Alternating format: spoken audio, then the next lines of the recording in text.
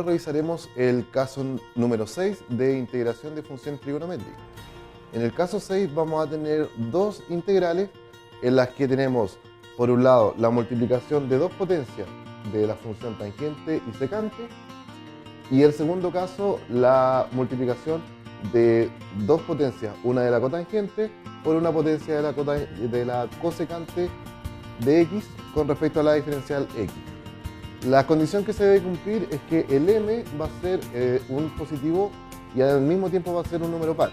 Es decir, el exponente que va a acompañar tanto a la secante, o el que va a acompañar a la cosecante. Entonces analicemos la primera situación. Si nosotros tenemos la integral de una multiplicación entre las potencias enésima y emésima de tangente y de secante, lo que vamos a tener que hacer es transformar de alguna manera esa secante por el hecho de que el m es un número par. Entonces esto lo podemos hacer mediante la siguiente forma. Vamos a trabajar como en el caso 5 y la secante la vamos a dejar como una potencia de m menos 2 unidades para así dejarlo multiplicado por la secante cuadrado de x con respecto a la diferencial x. Ahora esto de acá, que es la tangente, no lo hemos modificado y la secante al cuadrado de x simplemente la bajamos. Y como lo hicimos en el caso anterior, vamos a tener que trabajar en vez de con una potencia de secante, vamos a trabajar con una potencia de secante al cuadrado. Así que nos quedaría elevado a m menos 2 medios. Una vez desarrollado eso, simplemente utilizamos la identidad trigonométrica, donde nos dice que la secante al cuadrado es equivalente a la tangente al cuadrado de x más una unidad, y lo otro lo dejamos tal cual. Posteriormente vamos a tener que realizar un cambio de variable, una sustitución simple. Hacemos u igual a la tangente de x y por lo tanto su diferencial va a corresponder a la secante cuadrada de x por la diferencial de x. Es decir, la tangente corresponde a u, por lo tanto nos quedaría u elevado a n. La tangente corresponde a u, por lo tanto nos queda u al cuadrado más 1 dentro del paréntesis, y todo eso está elevado a m menos 2 medios, y por la diferencial de u, que recordemos que todo esto correspondía a la diferencial de u.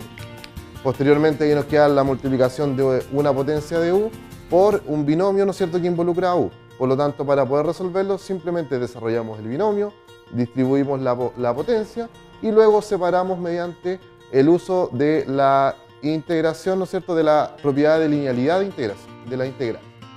Analicemos el segundo caso, que es muy similar.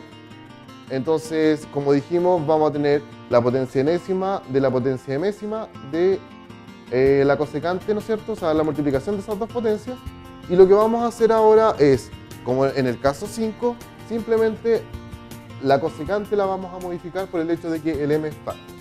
Por lo tanto, nos quedaría cosecante elevado a m menos 2 unidades de x y por la cosecante al cuadrado de x de x. La cotangente la dejamos tal cual. Una vez que ya tenemos realizado este proceso, vamos a trabajar con la potencia de la cosecante al cuadrado, es decir, nos quedaría elevado a m menos 2 medios, y lo otro permanece tal cual.